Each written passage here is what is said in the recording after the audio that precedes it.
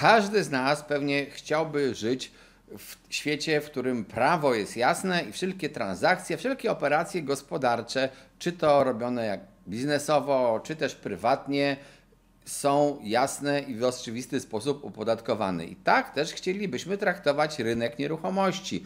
Niestety tak nie jest i na rynku nieruchomości czyha od lat jedna z ogromnych pułapek, czyli podatek VAT związany ze sprzedażą działki. Pewnie wielu z Was powie, przecież od sprzedaży działek nie nalicza się VAT-u. Ja sprzedałem działkę, a nawet sprzedałem kilka działek i VAT-u mi nie naliczono. No to nie chcę być złym prorokiem, ale powiem, poczekajcie, aż zapuka do Was urząd skarbowy, bo możecie się w sposób nieprzyjemny dla siebie zdziwić, a co gorsza, wyroki, które zapadają w polskich sądach, które rozpatrują sprawę właśnie między podatnikiem a skarbówką, bywają rozmaite i nie dają one jakiejś takiej jednej krystalicznie czystej odpowiedzi, co mam robić. A dlaczego tak jest i dlaczego o tym mówię?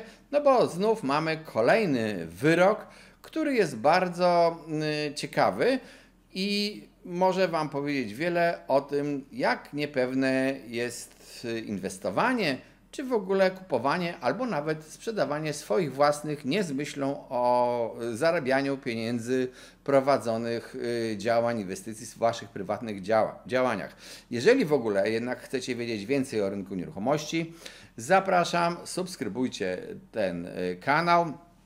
Piszcie nam w komentarzach propozycje tematów, które chcielibyście, żeby zostały omówione. Zachęcam również do korzystania z naszego kanału na Discordzie, gdzie już powoli zaczyna się pojawiać jakaś wymiana zdań, opinii, ciekawe dyskusje.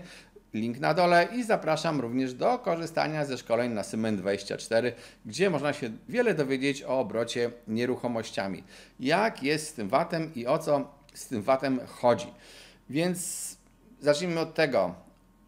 Zgodnie z ustawą o podatku VAT zwalnia się od podatku dostawę terenów niezabudowanych innych niż tereny budowlane. To oznacza, że tereny, które są budowlane, podlegają pełnej stawce VAT-u i nie mówcie mi, że ale ja sprzedałem kilka działek albo nawet kilkanaście i nie płaciłem żadnego VAT-u. No to możecie się cieszyć tym, żeście tego VAT-u nie zapłacili do czasu, dopóki nie okaże się, że do Waszych drzwi zapuka ktoś z Urzędu Skarbowego z prośbą o pieniądze, tak w przenośni, bo oni raczej po prostu wezwą do zapłacenia tego podatku. O co chodzi? Otóż tak naprawdę, tak jak powiedziałem, podatkiem VAT, jeżeli sprzedajesz działkę, która może być potraktowana jako budowlana, jeżeli sprzedajesz taką działkę, no to wtedy podlegasz opodatkowaniu VAT. Ale możesz tego VAT-u nie zapłacić, dlatego że nie działasz jako przedsiębiorca, nie prowadzisz działalności gospodarczej. No i wielu z Was powie, ok, przecież to są moje prywatne działki, ja nie prowadzę działalności gospodarczej. I tu jest kolejny problem, bo definicja działalności gospodarczej jest taka, że ta działalność obejmuje wszelką działalność producentów, handlowców, usługodawców, różnych osób wykonujących na przykład też wolne zawody i obejmuje ona w szczególności czynności polegające na wykorzystywaniu towarów lub wartości niematerialnych w sposób ciągły dla celów zarobkowych. No i to już zaczyna być problem interpretacyjny.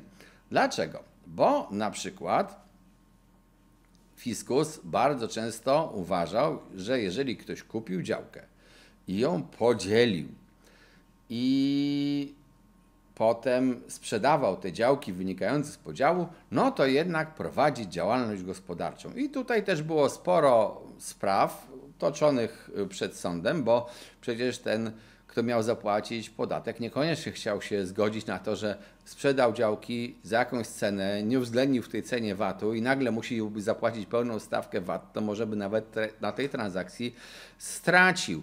W związku z tym sprawy sądowe, no i były różne zarzuty w takich sprawach, na przykład, no to podzielił te działki, czyli działał jak przedsiębiorca, ale sąd powiedział na przykład, dobrze, to on działał jednak jako właściciel, normalna osoba zarządzająca swoim własnym majątkiem, ponieważ on, ten sprzedający, w sposób naturalny, jak właściciel, chciał, żeby jego majątek nie tracił na wartości, tylko żeby zyskiwał na wartości.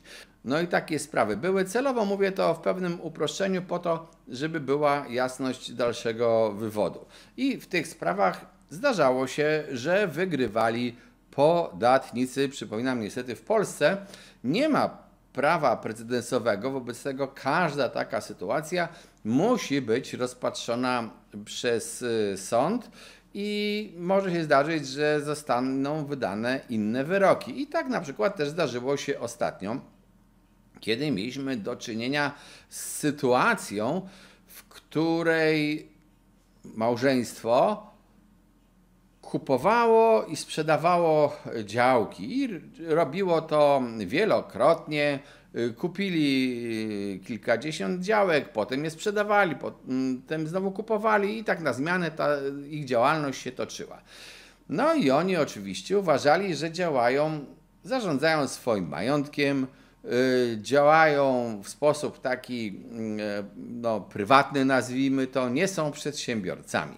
Fiskus nie podzielił ich opinii i sąd również nie podzielił ich opinii, ponieważ powiedział, no okej, ale wy działacie jak przedsiębiorcy, kieruje wami chęć zysku, robicie te transakcje powtarzalnie i musicie w związku z tym zapłacić podatek VAT. Swoją drogą, na marginesie, jeżeli oni są przedsiębiorcami, no to też powinni płacić wszystkie podatki jako przedsiębiorcy i być może powinni płacić również opłatę ZUS-u, ale zostawmy ten problem, nie chcę w niego wnikać. Co jest ważne?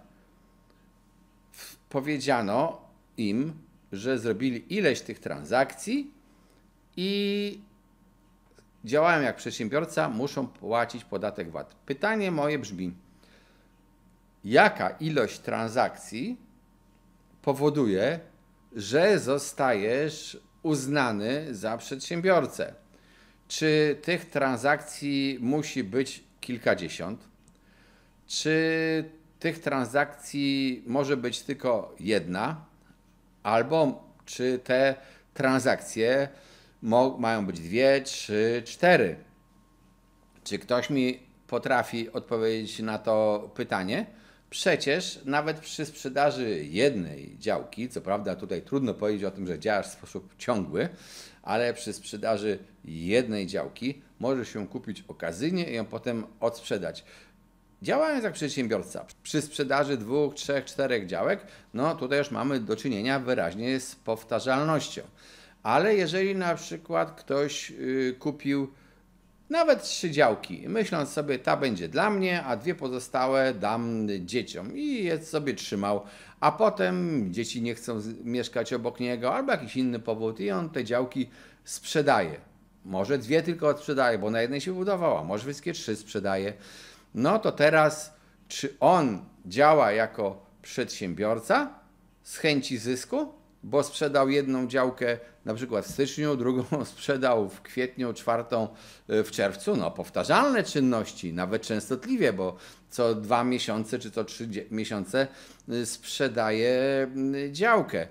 W jaki sposób uznać, jakie mieć takie żelazne kryterium, aha, tutaj działasz jako przedsiębiorca, a tutaj, a w innej sytuacji, przy dokładnie podobnym działaniu nie jesteś przedsiębiorcą. Jak rozpoznać intencje czyjegoś działania?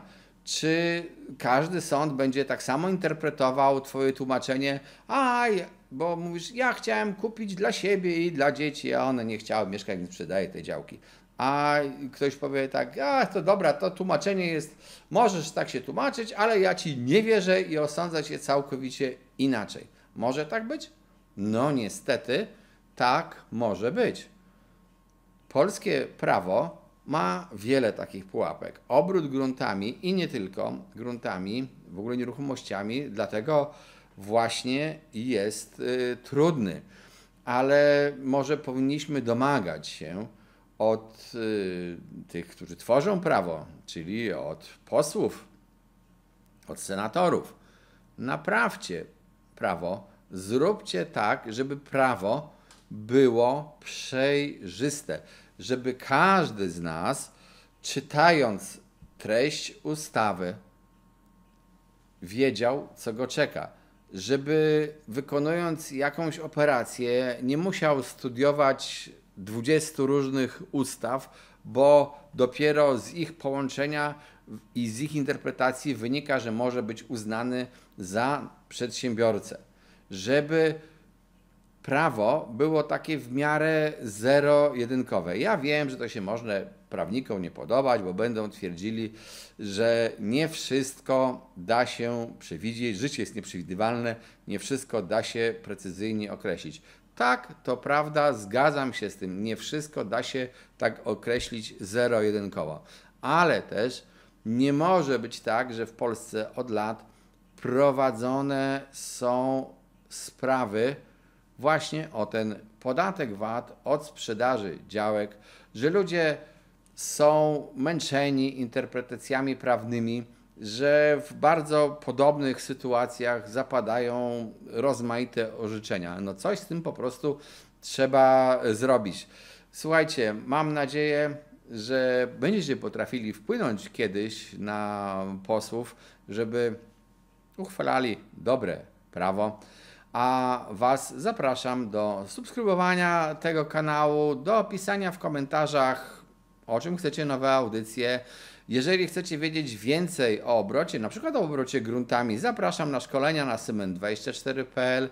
Zapraszam również do udziału, uczestniczenia, wymiany poglądów na naszym kanale na Discordzie, gdzie czasami toczą się bardzo ciekawe dyskusje. To jest taka nasza nowa inicjatywa, dopiero rozwijana, ale powoli zaczyna działać. Cześć, trzymajcie się i życzę Wam dobrych transakcji i nie bycia zmuszonym do płacenia nieprzewidzianych podatków. Cześć.